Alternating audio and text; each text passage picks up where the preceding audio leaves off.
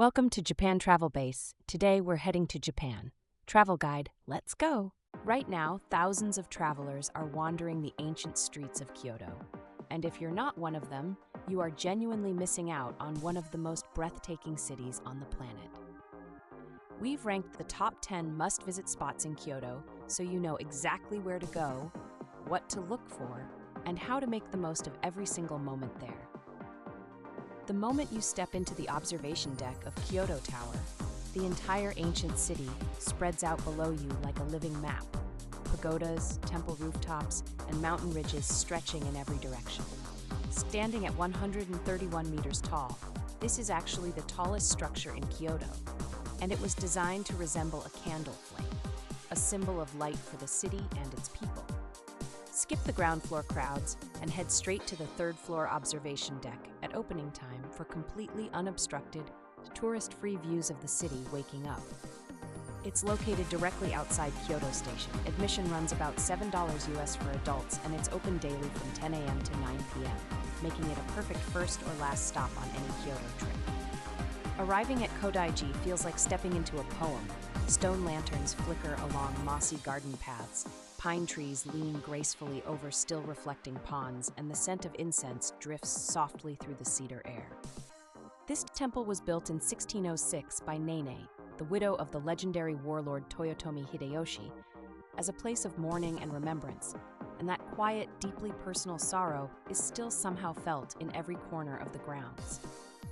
Most visitors skip the tea house area entirely, but Kyoto's finest traditional machiya-style tea rooms are tucked right here. Ask staff about seasonal tea ceremony access that rarely gets advertised. Kodaiji is a short walk from Gion in Higashiyama. Admission is around $60, and the seasonal night illuminations in spring and autumn transform this place into something almost otherworldly. You'll smell the damp moss before you even see it. Then the path opens and Ginkakuji appears, its weathered wooden pavilion perfectly reflected in a mirror-still pond surrounded by sculpted pines and raked white sand. Despite being called the Silver Pavilion, Ginkakuji was never actually covered in silver. The original plan was abandoned due to lack of funds. Yet the building's restrained, ash-gray beauty has somehow become more iconic than if it had been finished. Walk the upper garden trail behind the pavilion. Nearly every tourist stays on the lower path, but the elevated route gives you a sweeping panoramic view of the entire complex and the hills of Kyoto beyond. Ginkakuji sits at the northern end of the Philosopher's Path. Admission is about $6 US dollars, and early morning on a weekday is when the fog rolls through the garden in a way that feels genuinely cinematic. Toji's 5-story pagoda rises above the surrounding rooftops like it belongs to another century. And standing at the base of Japan's tallest wooden tower, you feel the full weight of over 1,200 years of history pressing down around you. Built in 796 AD, Toji was one of only 2 temples permitted inside the original Heian capital gates, and the main hall still houses a breathtaking mandala of 21 Buddhist sculptures arranged exactly as they were in the 9th century. Visit on the 21st of every month. That's when the famous Kobo-san flea market fills the temple grounds with hundreds of antique, food, and craft stalls, and most tourists have absolutely no idea it exists. Toji is a 15-minute walk from Kyoto Station. Temple grounds are free to enter, and the inner sanctum admission is around $5 USD. The pagoda interior opens only during special seasonal periods, so check ahead. The enormous vermilion torii gate of Heian Jingu looms into view from blocks away, a shock of blazing red against the blue Kyoto sky that stops you dead in your tracks before you've even reached the entrance. Built in 1895 to commemorate the 1,100th anniversary of Kyoto's founding, Heian Jingu is actually a 2/3 scale replica of the original imperial palace, and almost nobody realizes they're walking through a recreation rather than the real thing. Pay the small admission to enter the rear garden, which most visitors bypass entirely. It's a stunning 4-acre strolling garden with a dragon-shaped stepping stone bridge that stretches across an iris-covered pond. Heian Jingu is in the Okazaki district. The garden admission is about $6 US dollars. The main shrine is free, and late April to mid-May is peak iris bloom season. genuinely one of Kyoto's most overlooked visual spectacles. Walking through Nanzenji's towering Sanmon Gate feels like passing through a portal. The air cools, the city noise disappears, and you're suddenly surrounded by ancient cedar and maple trees that have been standing here since the 13th century. Hidden within this solemn Zen complex is something utterly unexpected. A Victorian-era brick aqueduct cutting straight through the temple grounds, built in 1890 to carry water from Lake Biwa, and it somehow looks completely at home among the ancient architecture. Head beyond the main halls into the sub-temples like Tenjuan and Kanchi Inn, which charge a small separate fee but reward you with immaculate Karasensui dry gardens that are virtually empty compared to the main areas. Nanzenji is at the end of the Philosopher's Path near Keiji Station on the Tozai Line. The grounds are free. Sub-temple admission ranges from $4 to $6, and autumn here is absolutely legendary. The maple colors peak in mid-November. The second you step through Nijo Castle's gate, you're hit by the sweet, resinous scent of centuries-old Japanese cypress. And inside, the gilded corridors of the Minomaru Palace shimmer with painted gold tigers, eagles, and pine trees on every surface. Nijo Castle is famous for its nightingale floors. The corridors were deliberately constructed to chirp and squeak underfoot, an ingenious 17th century security system designed to make silent assassin movement impossible.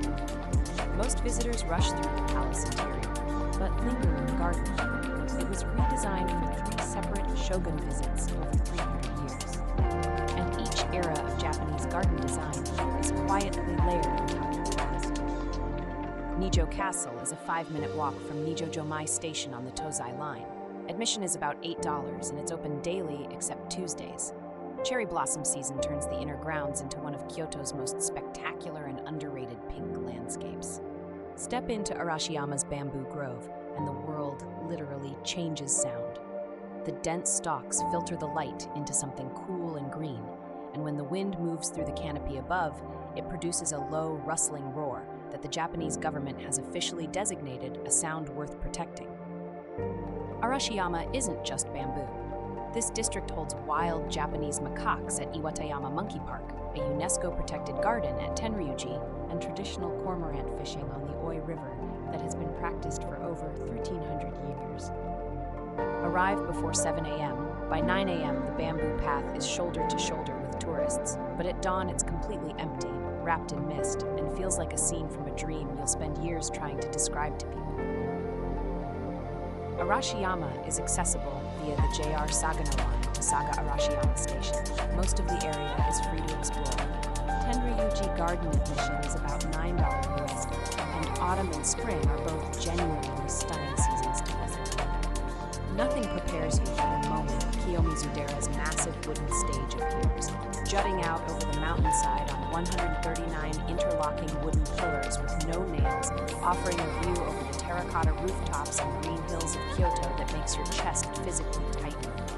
The entire main hall and its iconic stage were constructed without a single nail, using only precisely fitted timber joinery, a technique so structurally sophisticated that the building has survived earthquakes, typhoons, and centuries of harsh weather since 1653. The 3 streams of the Ottawa waterfall below the main hall each grant a different blessing: longevity, success in studies, or a fortunate love life.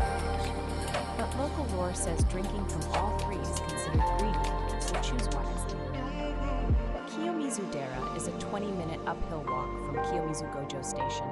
Admission is about $4 US, and the temple opens at 6 a.m. daily.